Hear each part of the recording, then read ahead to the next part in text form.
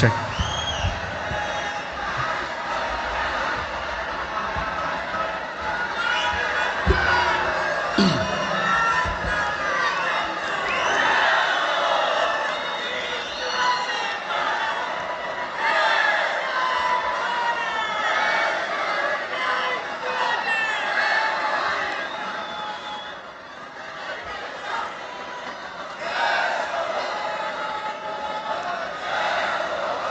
सन्माननीय उद्धव ठाकरे,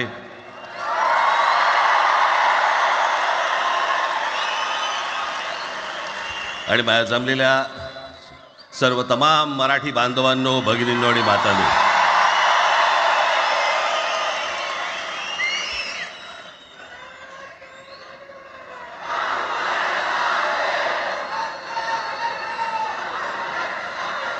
खरं तर दोघांची भाषणं संपली ना की एकत्र आरोळ्या ठोका.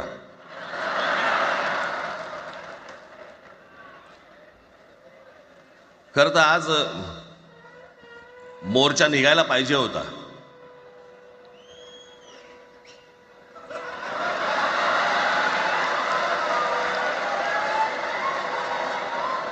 तोंडानेच आहे ना.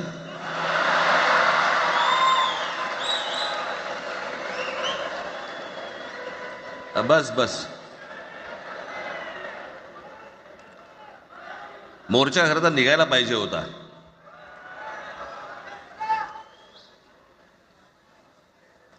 मराठी माणूस कसा सर्व बाजूने एकवटतो याचं एक चित्र मोठ्या प्रमाणावरती उभं राहिलं असतं.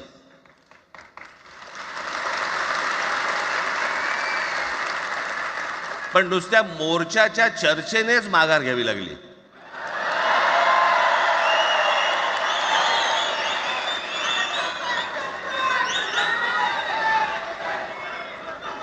खरं तर आजचाही मेळावा हा खरं तर शिवतीर्थावरती मैदानात व्हायला पाहिजे होता.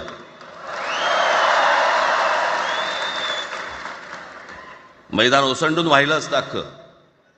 पण पाऊस आहे, पावसामध्ये सगळ्या ठिकाणी अशा प्रकारचे काही जागा मिळत नाहीत फारशा मुंबईमध्ये, आणि म्हणून मग आज तुम्हाला सर्वांना इथे यावं लागलं. मी बाहेर जे उभे आहेत त्यांची मी दिलगिरी व्यक्त करतो की त्यांना आतमध्ये येता नाही आलं, परंतु आता काही स्क्रीनवरती आठवा.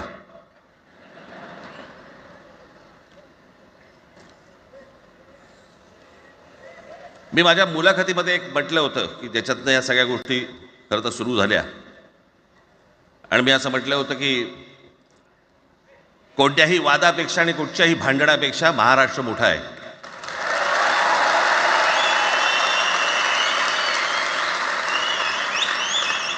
आज जवळपास 20 वर्षानंतर मी आणि उद्धव आम्ही एका व्यासपीठावरती आज येतो आहोत.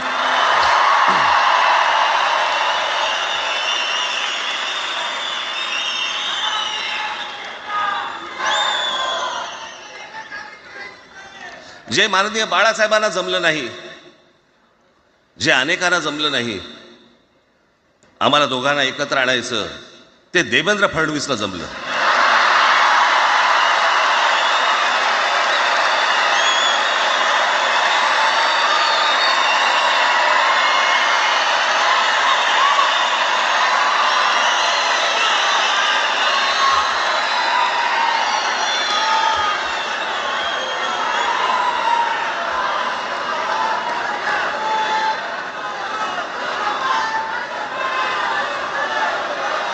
आता बऱ्याच सगळे चॅनल्सचे सगळे कॅमेरे तिकडे लागले, इकडे लागले, इकडे लागलेत.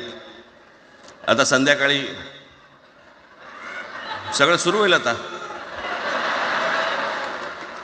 काय वाटतं, काय दोघांची बॉडी लँग्वेज कशी होती? कोणी कमी हसलं का, कोणी जास्ती हसलं का, कोणी बोलतायत का? आपल्याकडे मूळ विषय सोडून इतर गोष्टींमध्येच फार रस असतो अनेकांना. खरं तर आजचा हा मेळावा,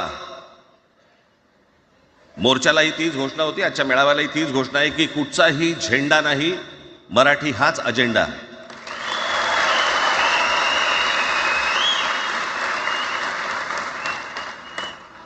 माझ्या मराठीकडे, माझ्या महाराष्ट्राकडे वेडावाकड्या नजरेने पाहायचं नाही कोणी.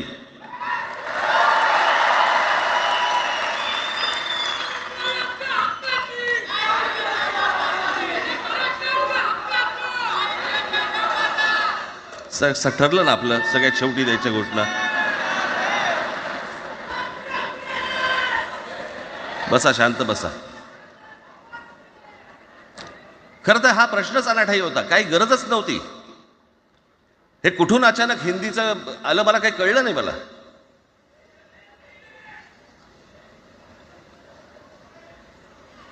आणि हिंदी कशासाठी? हिंदी कोणासाठी? हिंदी त्या लहान लहान मुलांवरती जबरदस्ती करताय तुम्ही.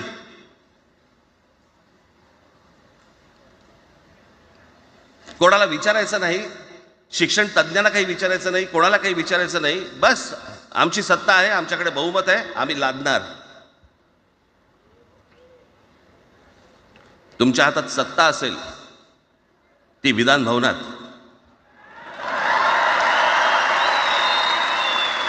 आमच्याकडे सत्ता आहे रस्त्यावर.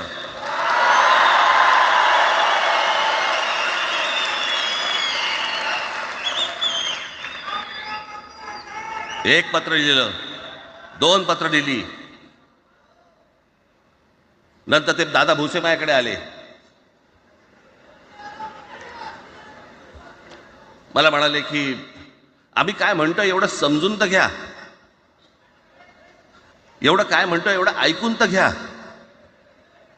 म्हटलं दादा तुम्हाला एक गोष्ट सांगतो, तुम्ही काय सांगता ते ऐकून घेईन पण ऐकणार नाही.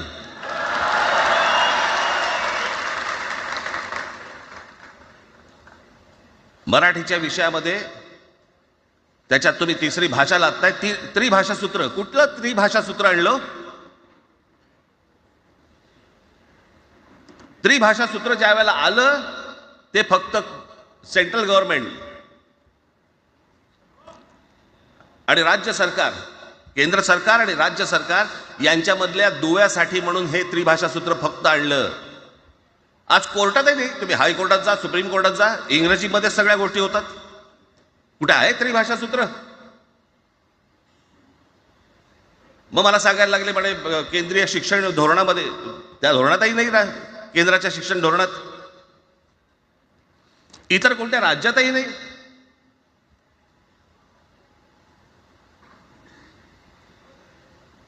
महाराष्ट्रात प्रयोग करून पाहिला तरी दक्षिणेची राज्य तर हिंग लावून विचारत नाही त्यांना. पण महाराष्ट्र ज्या वेळेला पेटून उठतो त्यावेळेला काय घडतं आणि काय होतं हे आज राज्यकर्त्यांना समजलं असेल. त्याशिवाय का माघार घेतली?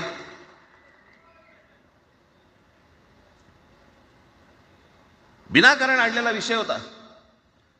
मी त्याशी त्या भुसेना सांगितलं, म्हटलं मला सांगा उत्तर प्रदेश, बिहार, राजस्थान, मध्य प्रदेश कोणती तिसरी भाषा आणणार आहेत? खरं तर आणली पाहिजे.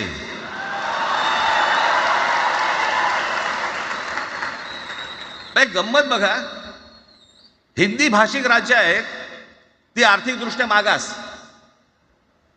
आणि हिंदी न बोलणारी जी राज्य आहेत ती आर्थिकदृष्ट्या प्रगत, आणि वर आम्ही हिंदी शिकायचं. यांना हिंदीतून राज्य नाही सांभाळता आली,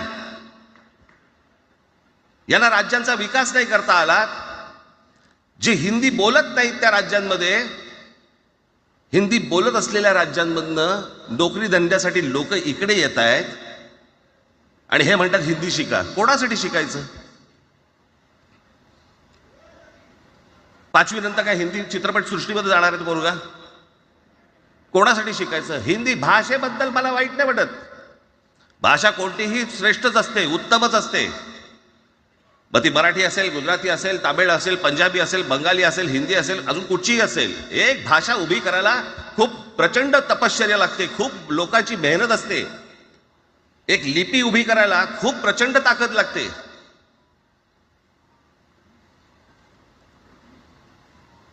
अशाच भाषा काय उभ्या राहत नसतात.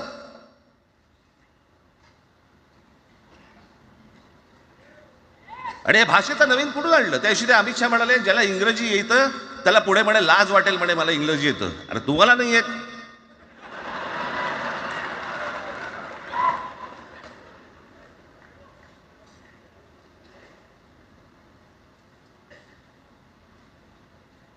या संपूर्ण हिंद प्रांतावरती 125 वर्ष 1400 वर्ष मराठ्यांनी राज्य केलं. 1400 वर्ष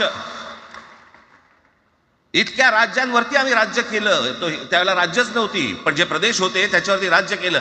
आम्ही मराठी लादली गुजरातवरती, मध्य प्रदेशवरती, राजस्थानवरती, पंजाबवरती, इतर सगळ्या प्रांतांवरती जिथे जिथे म्हणून अटोकपर्यंत पोहोचले होते मराठा साम्राज्य, आम्ही लादली. अरे हिंदी भाषा आहे, 200 वर्षापूर्वीची भाषा आहे, महाराजांच्या काळात पण नव्हती.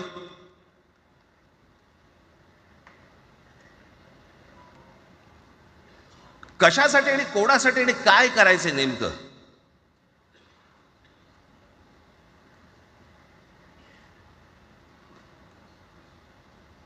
यांनी फक्त चाचपडून पाहिलं, चाचपडून. मुंबई स्वतंत्र करता येते का याच्यासाठी अगोदर जरा थोडंसं भाषेला डिवचून बघू. महाराष्ट्र शांत राहिला तर पुढे ते पाऊल टाकू.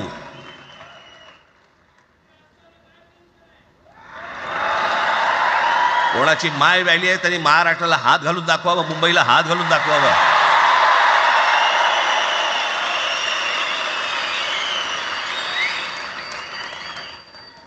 त्या मजाक वाटला काय? आम्ही शांत आहोत याचा अर्थ गांडू नाही आहोत.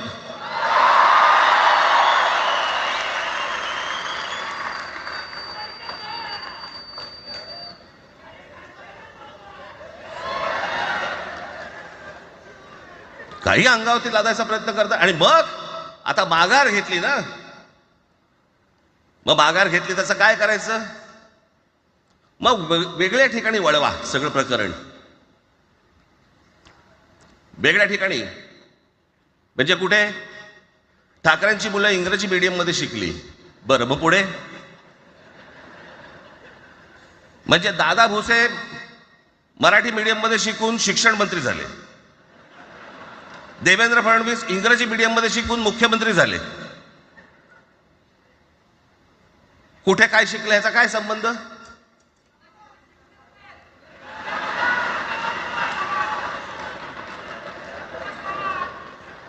अहो कोणाकोणाची मुलं इथे परदेशामध्ये शिकतायत, याद्या आहेत आमच्याकडे. त्याचं काय करणार आहात तुम्ही? आणि त्याच्यातल्या त्याच्यात मंत्रिमंडळातल्या एक एक मंत्र्याचं हिंदी आहे का? फेफरं येईल, फेफरं.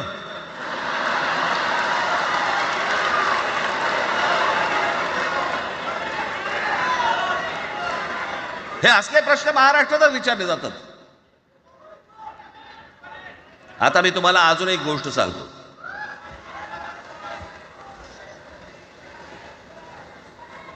आम्ही मराठी मीडियम मध्ये शिकलो, हो शिकलो. आमची मुलं इंग्रजी मीडियम मध्ये शिकली, हो शिकली. मग याच्यावरती तुम्ही प्रश्न काय उपस्थित केला? ह्यांना मराठीचा पुळका कसा, हे इंग्रजी मीडियम मध्ये टाकतात. बरं, माननीय बाळासाहेब ठाकरे आणि माझे वडील श्रीकांत ठाकरे हे इंग्रजी मीडियम मध्ये शिकलेले आहेत. या दोघांवरती तुम्ही मराठी बद्दल शंका घेऊ शकता का?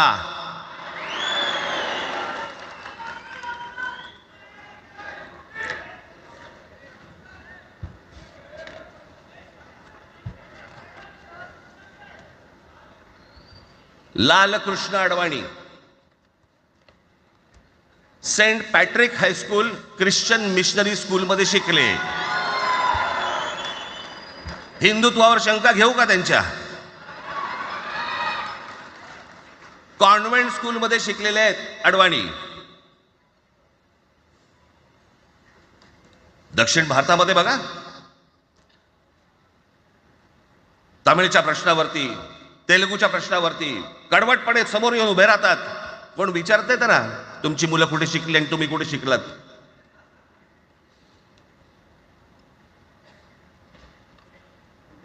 उद्या मी हिब्रू भाषेत शिकीन आणि मराठीपणाचा कडवट अभिमान बाळगीन. काय प्रॉब्लेम आहे?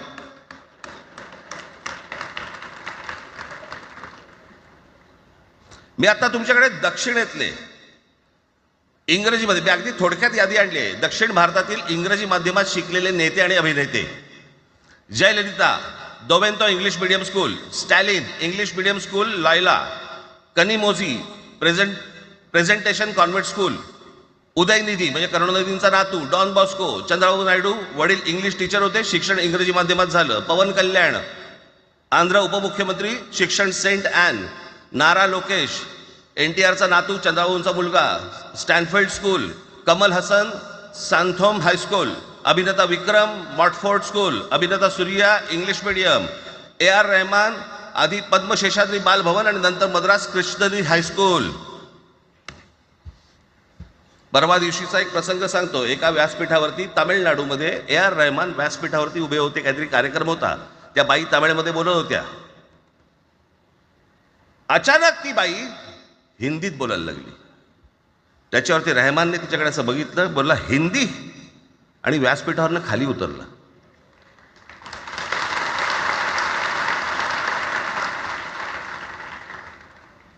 तुमचा कडवटपणा हे तुम्ही शिक्षण कुठे घेतले याच्यावरती नसतो, तो कडवटपणा तुमच्या आतमध्ये असावा लागतो. म्हणजे बाळासाहेब इंग्रजी मीडियममध्ये शिकले, इंग्रजी वर्तमानपत्रामध्ये व्यंगचित्र काढायचे, पण मराठीचा अभिमान याच्या बाबतीत कधी तडजोड नाही केली.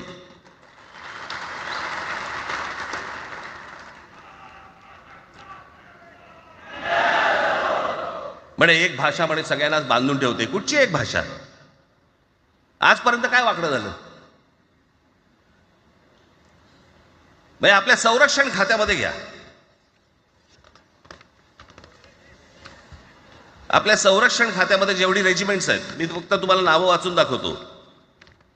मद्रास रेजिमेंट आहे, राजपुताना रायफल्स आहे, राजपूत रेजिमेंट आहे, डोगरा रेजिमेंट आहे, सीख रेजिमेंट आहे, जाट रेजिमेंट आहे, पॅराशूट रेजिमेंट आहे, पंजाब रेजिमेंट आहे, ग्रेनेडियर्स आहेत, सीख लाईट इन्फंट्री आहे, मराठा लाईट इन्फंट्री आहे, गढवाल रायफल्स आहे, कुमाऊ रेजिमेंट आहे, आसाम रेजिमेंट आहे, बिहार रेजिमेंट आहे, महार रेजिमेंट आहे, जम्मू काश्मीर रायफल्स आहे, जम्मू आणि काश्मीर लाईट इन्फंट्री आहे, नागा रेजिमेंट आहे, गोरखा रायफल्स आहे, गोरखा रायफल्स आहे, त्याच्यानंतर तुमचं लडाख स्काउट्स आहे, अरुणाचल स्काउट्स आहे, सिक्कीम स्काउट्स आहे. इतक्या राज्यांच्या आज आपल्या संरक्षण खात्यामध्ये लोक आहेत आणि इतक्या रेजिमेंट्स आहेत. शत्रू दिसला की एकत्र तुटून पडतात ना. भाषेचा प्रश्न येतो कुठे?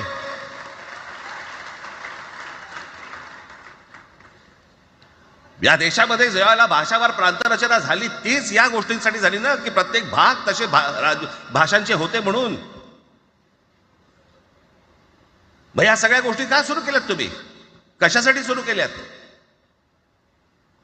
काय याच्या मागचं राजकारण? आत्ता सांगून ठेवतो. आज तुम्ही सगळेजण मराठी म्हणून एकत्र आलात. आज महाराष्ट्रामधला तमाम मराठी आज मराठी म्हणून एकत्र आला. टाळ्या वाजू नका. मी काय सांगतोय नीट ऐका. याचा पुढचं राजकारण ह्यांचं पुन्हा तुम्हाला जातीमध्ये विभागायला सुरुवात करतील. पुन्हा हे जातीचं कार्ड खेळायला सुरुवात करणार. मराठी म्हणून तुम्हाला कधी एकत्र येऊ देणार नाहीत.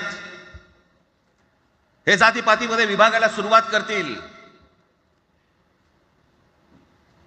आता हे सुरू केलं. काल कोणाच्या ते व्यापाऱ्याच्या कानफडीत मारली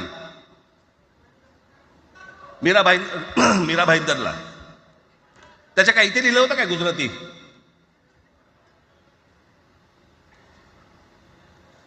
पण एवढंही आपल्याकडे काही जे चॅनलमध्ये, मराठी नाही इतर चॅनलमध्ये, हिंदी आणि याच्यात गुजराती माणसाला मारला. कुठच्या गुजराती माणसाला मारला? बाचाबाचीमध्ये समोरचा गुजराती निघाला, इकडचा मराठी निघाला. त्याच्यामध्ये काय गुजरात्यानं मारलं का? एवढे व्यापारी आहेत. अजून तर काहीच केलेलं नाही.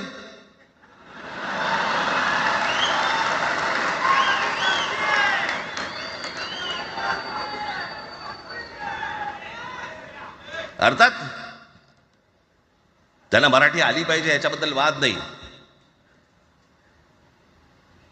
विनाकारण उठसूट काही मारामारी करायची गरज नाही आणि मारायची गरज नाही. पण जर जास्ती नाटकं केली तर कानाखाली आवाज काढलाच पाहिजे तुम्ही. पण चूक त्यांची असली पाहिजे. आणि एका गोष्टीचं लक्षात ठेवा, अशी कधी गोष्ट कराल त्याची व्हिडिओ काढू नका.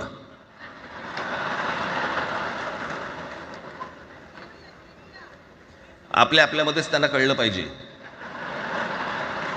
कळलं का? मारणारा कधी सांगत नसतो, मार खाणारा सांगत असतो मला मारला म्हणून. त्यांना सांगू देत. पण याचा अर्थ उठसूट कोणालाही उगाच मारायचं काही कारण नाहीये. अनेक लोक आहेत, अनेक गुजराती लोक आहेत, माझ्या अनेक परिचयाचे आहेत. माझे एक मित्र आहेत नयन शहा म्हणून, त्याला मी गुजराठी म्हणतो. तुमचा विश्वास बसणार नाही इतकं अप्रतिम मराठी तर बोलतोच, विनोदाचंही अंग आहे. आणि शिवाजी पार्क मैदानामध्ये फिरताना कानाला हेडफोन लावून पु ल देशपांडे ऐकणारा गुजराती आहे.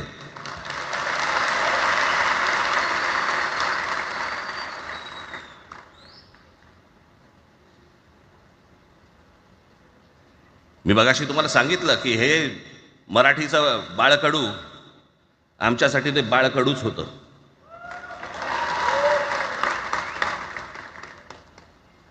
मी मागे एक प्रसंग सांगितला होता, आज मुद्दा म्हणतो प्रसंग सांगतो आपल्याला की हे आमच्या धमन्यांमध्ये आलं कुठून.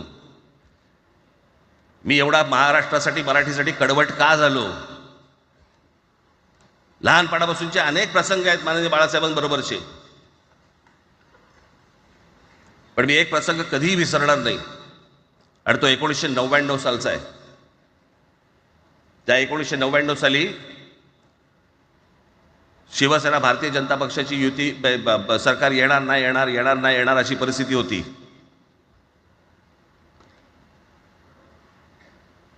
पवार साहेब त्यावेळेला त्यांनी राष्ट्रवादी काँग्रेस पक्ष स्थापन केला होता. वेगवेगळे लढले होते. आणि मग सगळ्या त्या वादामध्ये, शिवसेना भारतीय जनता पक्षाच्या त्या वादामध्ये काहीच होईना. दिवसामागून दिवस चाललेत परंतु काही होईना. एके दिवशी मी मातोश्रीला खाली बसलो होतो, दुपारची वेळ होती. अचानक 2 गाड्या लागल्या. साधारणपणे 3:30-4 वगैरे वाजले असतील. ते जरा वेळेला नाव विसरतो मी, पुण्याचं कोणतो जावडेकर, प्रकाश जावडेकर आणि काही मंडळी आली. मला म्हणाले, राज बाळासाहेबांना अर्जंट भेटायचं आहे. म्हटलं आत्ता ते भेटणार नाही. म्हटलं ती त्यांची झोपायची वेळ आहे. नाही म्हणे अर्जंट आहे. म्हटलं नाही भेटणार. म्हटलं मी तुम्हाला सांगतो.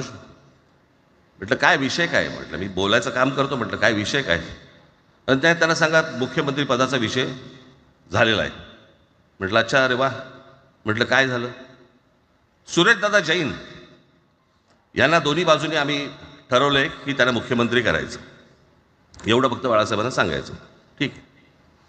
मी वर गेलो. रूममध्ये काळोख, शांतता. आम्ही अरे तुरेमध्ये बोलायचो म्हणून मी हाक मारली. म्हटलं हे काका गाढ झोपले होते. म्हटलं काका उठ. ए काका उठ. बघितलं माझ्याकडे. हां काय रे. म्हटलं नाही ते सगळे खाली जावडेकर वगैरे सगळी मंडळी आली आहेत. म्हटलं बरं मग. नाही ते म्हणतात ते मुख्यमंत्रीपदाचा विषय झाला आहे म्हणून. म्हटलं पण ते मला काय झालं. ते म्हणाले सुरेशदादा जैन यांना मुख्यमंत्रीपदासाठी दोन्ही जणांनी सांगितलं की करायचं म्हणून. असं माझ्याकडे बघितलं त्यांनी. त्यांना जाऊन सांग महाराष्ट्राचा मुख्यमंत्री मराठीच होईल, दुसरा कोणी होणार नाही.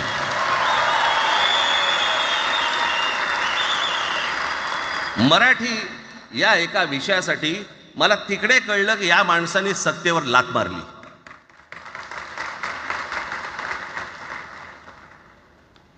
हे संस्कार ज्या पोरावरती झाले असतील तो मराठीसाठी तडजोड करेल काय. बाकी सगळ्या युत्या आघाड्या सगळ्या कुठच्याही गोष्टी होत राहतील. महाराष्ट्र, मराठी माणूस, मराठी भाषा याच्यावर तडजोड होणार नाही. कोणत्याही परिस्थितीत होणार नाही. याच्या पुढे देखील तुम्ही सर्वांनी सावध असणं पण गरजेचं आहे. आणि सतर्क असणं पण तेवढंच गरजेचं आहे. पुढे पुढे काय काय गोष्टी घडतील, काय काय गोष्टी होतील कल्पना नाही, परंतु मला असं वाटतं की ही मराठीसाठीची एकजूट ही कायम राहावी आणि महाराष्ट्रामध्ये सन्माननीय माननीय बाळासाहेबांचं जे स्वप्न होतं ते पुन्हा साकारावं अशी एक आशा, अपेक्षा आणि इच्छा व्यक्त करतो आणि आपल्या सर्वांची मी रजा घेतो. धन्यवाद. जय हिंद, जय महाराष्ट्र.